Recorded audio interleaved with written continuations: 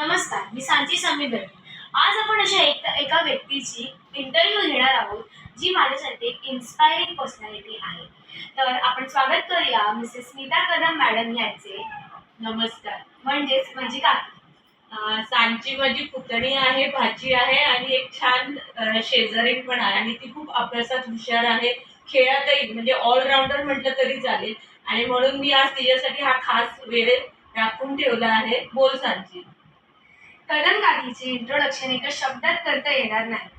त्या आमच्या सोसायटीच्या खजिनदार आहेत. त्यासोबत ते AIUT टेक्नॉलॉजीज LLP कंपनीमध्ये एक सीनियर मॅनेजर आणि HR ॲडमिन पोस्टवर आहे. काकी काका जॉबसाठी आउट ऑफ कंट्री असतात, तर काकी एकटी घर सांभाळते. त्यासोबत ते घर सांभाळून भक्ती मार्गावर पण ती तितकीच ॲक्टिव्ह असते. काकी, मला जाणून घ्यायला आवडेल की आपण जे HR ॲडमिनचे काम करतो, त्यात तुझं काय जबाबदारी असते?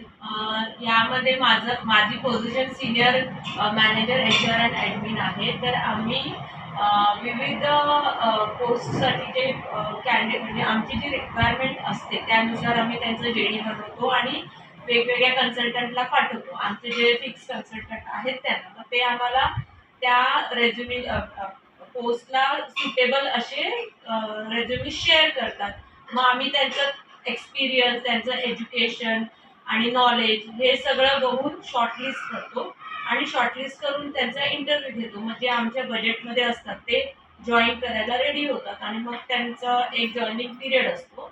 त्या त्या तारखेला ते जॉईन करतात. तर तुम्हाला काय अशा तुमच्या कामामध्ये काही अडचणी येतात की हल्ली IT सेक्टरमध्ये जे कॅन्डिडेट्स आहेत ते जॉईन करतात, परंतु IT सेक्टरमध्ये आता खूप कॉम्पिटिशन असल्यामुळे ती लोक जशी जशी जॉईनिंग डेट जवळ येते तसं तसं ते वेगळे ऑफर्स देऊन जिथे त्यांना चांगलं ऑफर असते तिथे ते मूव्ह करतात आणि मग आम्हाला सांगतात की काही कारणास्तव आम्ही जॉईन करत नाही. मग त्यामुळे आम्हाला पुन्हा बेसिक पासून सुरुवात करावी लागते आणि मग तिथे एक तो गॅप तयार होतो. मग आमची जी रिक्वायरमेंट असते ती परत पुढे जाते आणि थोडा डिले होतो.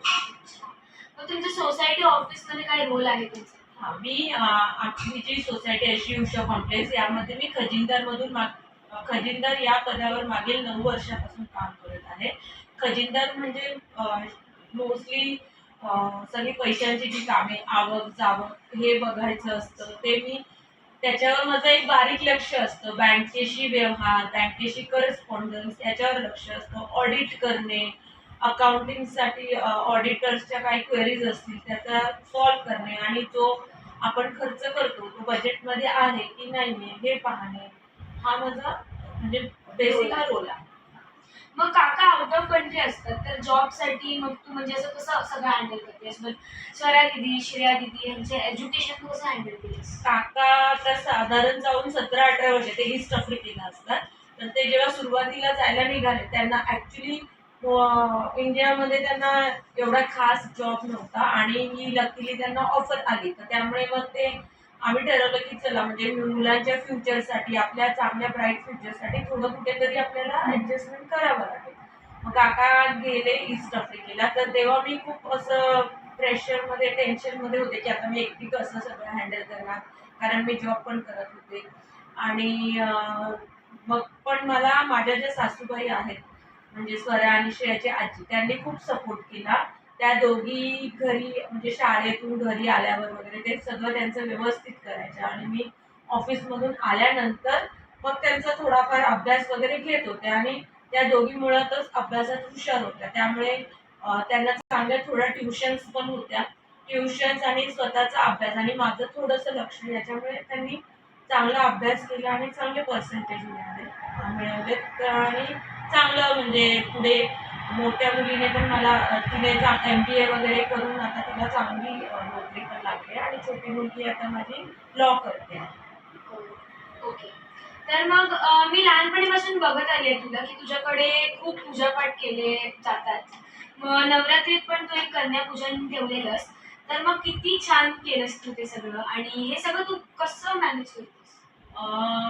मुळात मला भक्ती मार्ग हा खूप आवडतो, कारण त्याच्यातून मला एक मनःशांती मिळते आणि एक ऊर्जा मिळते, ज्या ऊर्जेच्या बळावर मी एवढं सगळं जे माझं आहे काम ते सगळं मी मॅनेज करू शकते. आणि भक्ती मार्गात गेल्यामुळे एक वेगळं अनुभव पण येतो की जास्त कोणाच्या उन्हात न पडता आपलं आपलं एक व्यवस्थित म्हणजे त्या मार्गातच राहावं आणि आपल्यापुरता विचार करून पुढे जावं. जास्त कोणाच्या भानगडीत पडायची गरज नसते, कारण भक्ती मार्गामध्ये एवढे कर्म करायचे असतात, म्हणजे नामस्मरण आहे, जप आहे, ते सगळं करताना आपण इतर सगळ्या वाईट गोष्टींचा आपल्याला विसर पडतो आणि खूप छान वाटतं. मग काकी, तू माझ्यासाठी one of the inspiring personality आहेस. खरंच तू वेळात वेळ काढून मला मुलाखत दिलीस आणि त्यासाठी मी तुझे खूप खूप आभार मानते.